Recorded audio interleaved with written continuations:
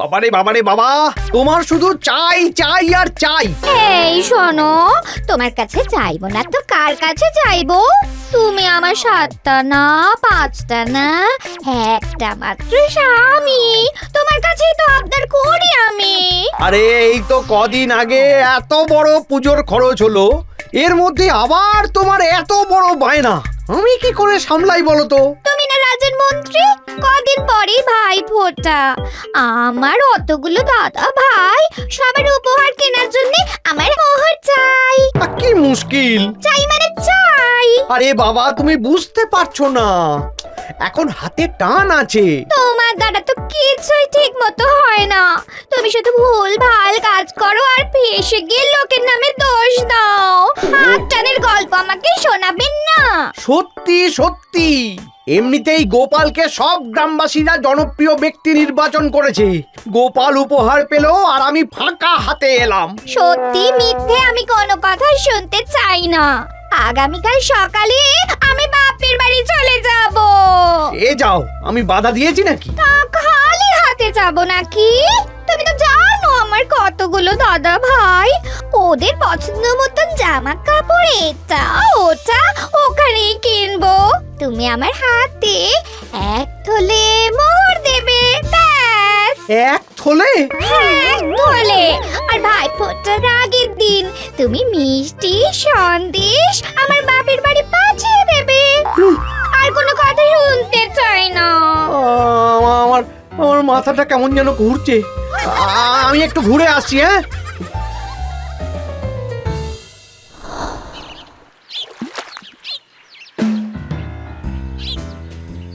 বায়না করে করে আমার জীবনটা পুরো কয়লা করে দিল।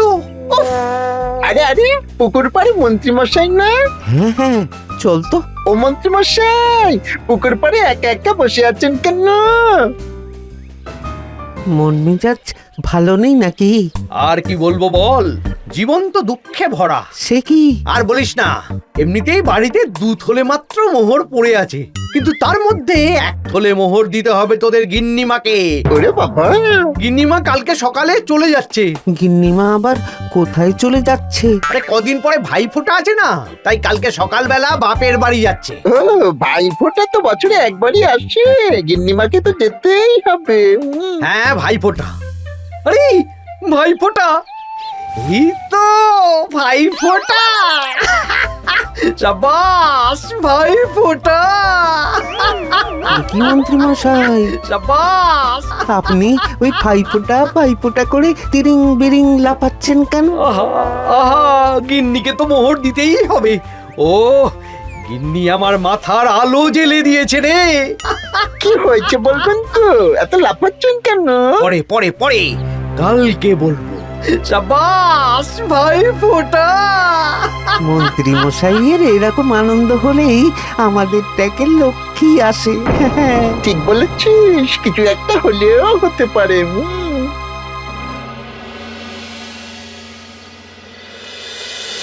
এই যে শোনো, এবার কিন্তু ভাই ফোঁটায় আমার ভাই আসছে।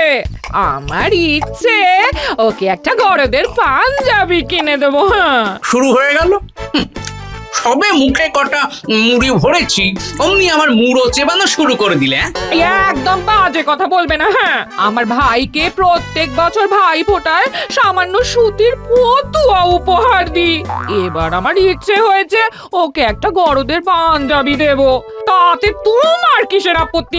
খরচটা তো আমার ট্যাগ থেকেই হবে কি না? উমা, এ কেমন ধারা কথা তোমার বাপু? আমি কি রোজগার করতে যাব নাকি? বাপরে বাপ, একটুকুতেই রেগে যায়। হ্যাঁ,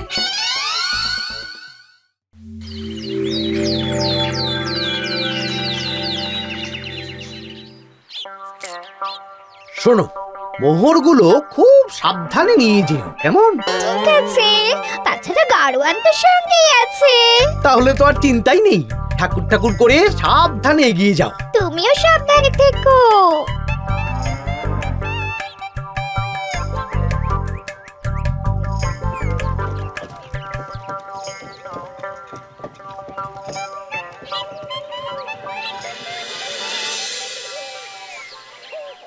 তা পুটি, এবারে তোর ভাই আর বন্ধুদের ভাইফোঁটা দিচ্ছিস তো? হ্যাঁ, পুটি আমাদের ভাই ফোঁটা দিয়ে মিষ্টি খাওয়াবে আর আমরা পুটিকে গুড় কাঠি খাওয়াবো। দেখেছো তো দাদু, আমি গুড় কাঠি খেতে অতটাও ভালোবাসি না, তবু ওরা বলছে আমাকে গুড় কাঠি খাওয়াবে। তা তুই কি খেতে পছন্দ করিস? ভোলা ময়রার দোকানের সরপুরিয়া আর সর ভাজা। বেশ, আমি তোকে খাওয়াবো। তাহলে আমি তোমাকেও ভাই ফোঁটা দেব।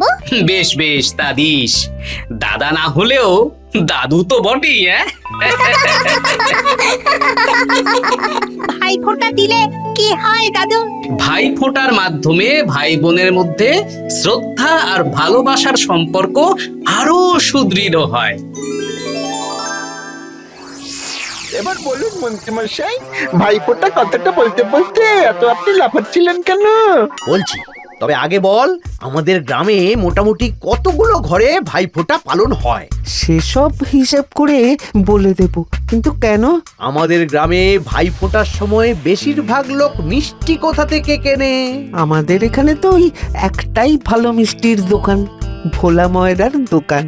সবাই তো ওই দোকানেই মিষ্টি কিনতে যায়। আচ্ছা শোন, একটা কাজ কর, ভোলা ময়রার দোকানে গিয়ে একটা বায়না দে, ভাইফোঁটার ঠিক আগের দিন যাবি। ভোলা ময়রার দোকানে যত মিষ্টি আছে সব নিয়ে নিবি। কিন্তু ভোলা ময়রা যদি না দিতে চায়? বেশি দাম দিয়ে নিবি।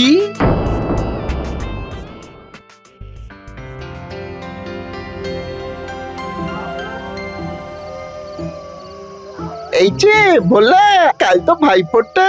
সেই জন্যই তো ওই হরেক রকমের মিষ্টি সন্দেশ বানিয়েছি। তোমার পুরো দোকানের সব মিষ্টি কিনবো। এ কি কথা? হ্যাঁ, তাহলে ওই গ্রামের লোক কালকে কিভাবে মিষ্টি কিনবে? কালকে তো ভাইফোঁটা। হ্যাঁ, সবাই মোটামুটি আমার দোকানেই আসে। গ্রামের লোকের কথা ছেড়ে মন্ত্রীমশাইয়ের কথা ভাবো, নইলে তোমার দোকানটাই দুদিন পরে আর থাকবে না। তুমি তো জানো আমরা দুজন মন্ত্রীমশাইয়ের ডান হাত বাঁ হাত, ঠিক আছে? তোমার বিক্রি নিয়ে দরকার, কে কিনলো সেটা নিয়ে তো তোমার ওই কোনো ভাবার দরকার নেই। না, ওই তাহলে ওই সবাই আশা করে এসে ফিরে যাবে তো। ওসব আশা বাতাসের সাথে জল দিয়ে খেতে বলো। তোমার সব মিষ্টির দাম কত? তা ওই সব মিষ্টি মিলিয়ে 150 মোহর হবে। 150 মোহর? ঠিক আছে বটা, 150 মোহর বলছে, তুই ওই ভোলাকে 200 মোহর দিয়ে দে। 150 জায়গায় 200? ওরে বাবা, দেব দেব, আমার তো ওই মিষ্টি বিক্রি নিয়ে দরকার। 150 মোহরে এমনি লাভ আছে, তার উপরে আবার ওই 200 মোহর পাচ্ছি। উফ, সোনায় সোহাগা। লোক পেলো না পেলো তাতে আমার কি? হ্যাঁ, ঠিক আছে ঠিক আছে। ধরো 200 মোহর। আমরা রাতের বেলায় গরুর গাড়ি নিয়ে আসব আর সব মিষ্টি নিয়ে যাব। আচ্ছা আচ্ছা, তাহলে এখন আসি, রাতের বেলা মনে থাকে যেন।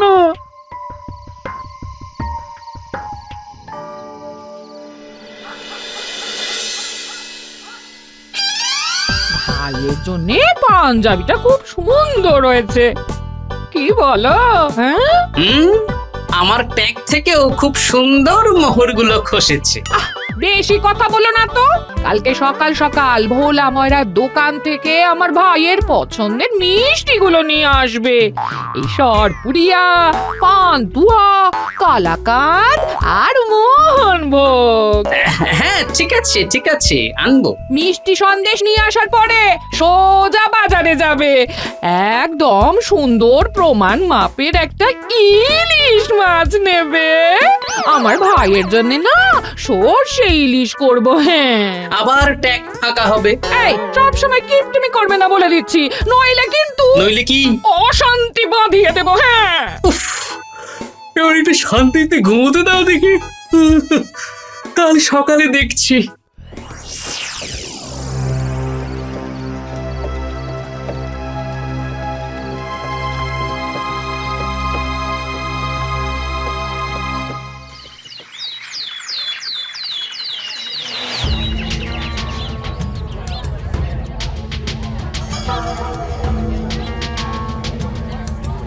ও ভোলা ময়রা, মিষ্টি কই? এ কি, দোকান তো পুরো ফাঁকা দেখছি। সব বিক্রি হয়ে গেছে। আমরা গ্রামের ওই প্রান্ত থেকে তোমার দোকানে এলাম, এখন বলছো আরে বাবা, আমার কাছে কিচ্ছু নেই, দেখতেই তো পাচ্ছেন। প্রত্যেক বছর ভাইফোঁটার আগে এত মিষ্টি বানাও, এবছর পুরো ভোঁভা। বানিয়েছিলাম তো, কিন্তু গতকাল রাতে সব বিক্রি হয়ে গেছে। বাজে কথা বলার জায়গা পাও না। আমরা সবাই তো আজকে এলাম, আর গতকাল রাতে সব বিক্রি হয়ে গেছে। গুল গল্প দিচ্ছ? হ্যাঁ, ঠিক আছে, আমি দেখছি কোথায় এত মিষ্টি গেল। না, চিন্তায় চিন্তায় এবার আর সুস্থ থাকতে পারবো না মনে হচ্ছে। তো একটা কেলেঙ্কারি অবস্থা হয়ে যাবে। মহারাজ, আমি এইমাত্র ভোলা ময়রার দোকান ঘুরে এলাম, পুরো দোকান ফাঁকা। আমিও তো সকাল সকাল পেয়াদাকে পাঠিয়েছিলাম গোপাল, কিন্তু দোকানে কোনো মিষ্টি নেই। আমার বাড়িতে তো একটু পরে আমার শ্যালক মশাই চলে আসবে, ওর পছন্দের মিষ্টি না নিয়ে গেলে আমার গিন্নি যে একেবারে যুদ্ধ বাঁধিয়ে দেবে মহারাজ। কি মুশকিল! আমি তো বাধ্য হয়ে একটা পেয়াদাকে নদীর ওপারে পাঠালাম মিষ্টি কিনতে। ও ওখান থেকে মিষ্টি কিনে রানীকে দিয়ে আসবে। মহারাজ, আপনার পক্ষে যখন তখন নদীর ওপারে যাওয়া সম্ভব, কিন্তু মহারাজ সাধারণ মানুষের পক্ষে তো সেটা সম্ভব নয়। সেটাই তো, আজকে ভাইফোঁটা, একটা শুভ দিন, আনন্দের দিন। আজকে যদি মিষ্টি না পাওয়া যায় তাহলে লোকে কি খালি মুখে ভাইফোঁটা করবে? মহারাজ, আমি বলি কি, আপনি একটু আমার সাথে ভোলা ময়রার দোকানে চলুন না, জনগণের স্বার্থে। আপনার ভয়ে যদিও কিছু একটা ব্যবস্থা করে দেয়। এত করে বলছো যখন, চলো গিয়ে দেখেই আসি।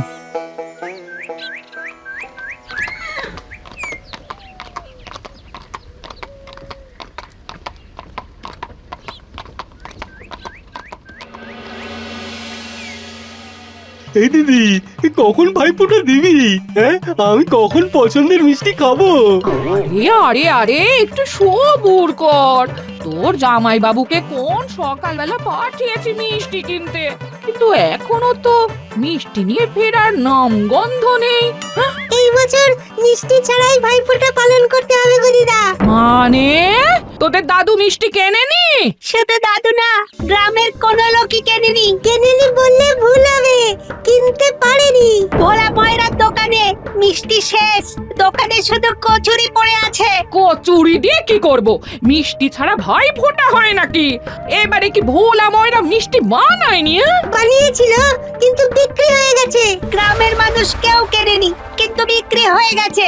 ওহো, তাহলে কি মিষ্টি ভূতে কিনেছে নাকি? সেটাই তো বুঝতে পারছি না। ব্যাপার কি ভোলা, তোমার দোকানে সব মিষ্টি কোথায় গেল? আসলে ওই গতকাল রাতেই সব মিষ্টি বিক্রি হয়ে গেছে। গ্রামের কোনো লোকই তো মিষ্টি কেনেনি, তাহলে এত মিষ্টি কোথায় বিক্রি করলে? এক রাতের মধ্যে এত মিষ্টি ফাঁকা হয়ে গেল। ওই এসেছিল দুজন, গরুর গাড়ি নিয়ে এলো আর সব মিষ্টি নিয়ে চলে গেল। গ্রামের তো কোনো লোক মিষ্টি কেনেনি, তাহলে কোন জমিদার এসে তোমার মিষ্টি কিনেছে? বলো আগে ওই বলো। মানে ওই বটা ঘটা এসে গতকাল রাতে সব মিষ্টি কিনে নিয়ে গেছে। হ্যাঁ, প্রহরী, বলুন মহারাজ। তোমরা দুজনে এক্ষুনি বটা ঘটার বাড়িতে যাও, গিয়ে দেখো ওরা অত মিষ্টি নিয়ে কি করছে। আচ্ছা মহারাজ।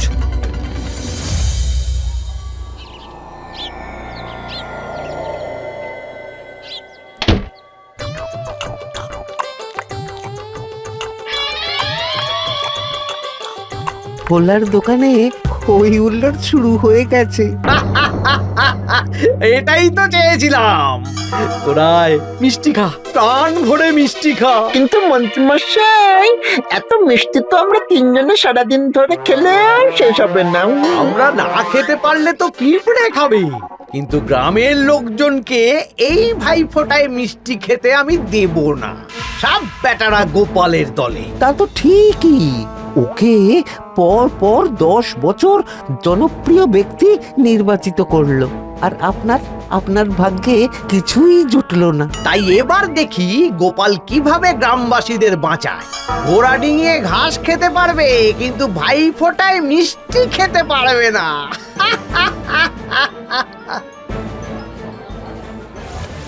মহারাজ, বটাঘটার বাড়ি, নদীর পার, এদিক ওদিক অনেক খুঁজলাম, কোথাও পেলাম না। বটাঘটার বাড়ির বাইরে তালা দেওয়া। তালা দেওয়া? এত মিষ্টি নিয়ে বেটারা গেল কোথায়? ওরা মেয়ে হলে না হয় ভাবতাম ভাইদের মিষ্টি খাওয়াতে গেছে। তাহলে এত মিষ্টি? এই ভোলা, সত্যি করে বলো, বটা ঘটা কোথায়? নইলে কিন্তু মহারাজ তোমার দোকান আস্ত রাখবে না। হ্যাঁ, এখন ওই তুমিও আমাকে ভয় দেখাচ্ছ গোপাল দাদা। ঠিক এইভাবে গতকাল বটা আর ঘটা ওই মন্ত্রী মশাইয়ের ভয় দেখিয়ে সব মিষ্টি নিয়ে চলে গেল। মন্ত্রীর ভয় দেখিয়ে? মানে ওরা জিজ্ঞাসা করলো ওই আমার দোকানে সব মিষ্টির দাম কত। আমি বললাম 150 মোহর। তারপর? ঠিক আছে বটা, 150 মোহর বলছে, তুই ওই ভোলাকে 200 মোহর দিয়ে দে। আমরা রাতের বেলায় গরুর গাড়ি নিয়ে আসব। মন্ত্রী মশাই, ওনার কথা তো আমার মাথাতেই আসেনি। এই, তোমরা সবাই মন্ত্রী মশাইয়ের বাড়িতে চল। হ্যাঁ, তাই চল। ওদিকে তো আবার ভাই ফোটার সময় পেরিয়ে যাচ্ছে।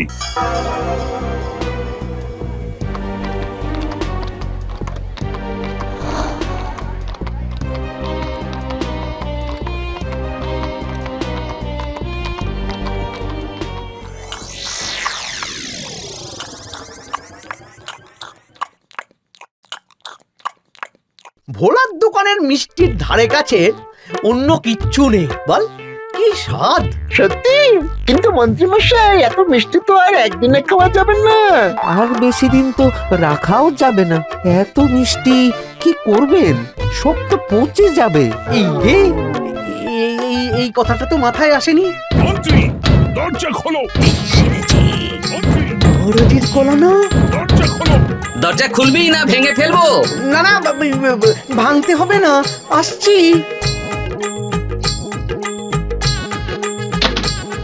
মহারাজ, আপনি, গোপাল, গ্রামবাসীরা সবাই। ও মা গো, কত মিষ্টি! আরে এ তো পুরো দোকানটাই দেখছি মন্ত্রী মশাইয়ের বাড়িতে। সত্যি তো। ওরে বাবা! ভাই ফোটার দিন সব গ্রামবাসীদের ভাগের মিষ্টি নিজে কিনে এনে এখানে মশকরা হচ্ছে। না মানে, আমি তো সব কিনে নিয়েছি। চুপ! ভোলাকে ভয় দেখিয়ে, টাকার গরম দেখিয়ে সব মিষ্টি কিনেছো। ভোলা সব বলে দিয়েছে। আই, তোমরা সবাই এখান থেকে সব মিষ্টি তুলে নিয়ে যাও। কাউকে একটা কানা করিও দিতে হবে না। ও মহারাজ, এটা করবেন না। আমি 200 মোহর দিয়ে সব মিষ্টি কিনেছি। এই এতগুলো মোহর জলে চলে যাবে মহারাজ।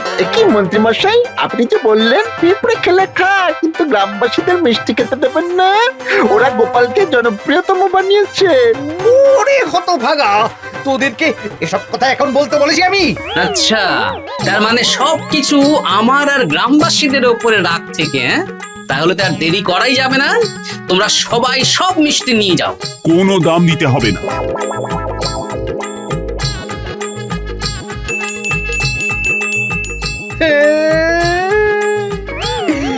আমার সর্বনাশ হয়ে গেল।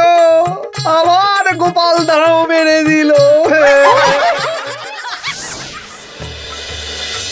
ভাইয়ের কপালে দিলাম ফোঁটা, জম দুয়ারে পড়লো কাঁটা। যমুনা দেয় জমকে ফোঁটা, আমি দিই আমার ভাইকে ফোঁটা। ন্যাপলা মিষ্টি খা।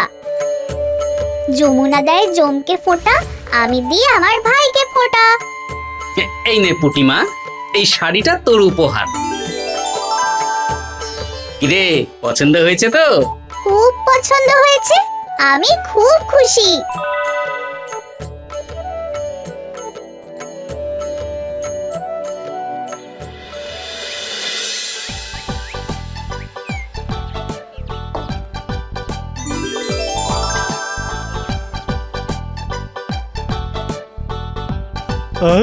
এই তো আমার পছন্দের মিষ্টি। এবার থেকে আমি কৃষ্ণনগরেই এই তোদের বাড়িতে এসেই ভাইফোঁটা নেব। আর আমার ট্যাগ ফাঁকা করবে। এই নাও গিন্নি, তোমার ইলিশ, চটপট রেঁধে ফেলো।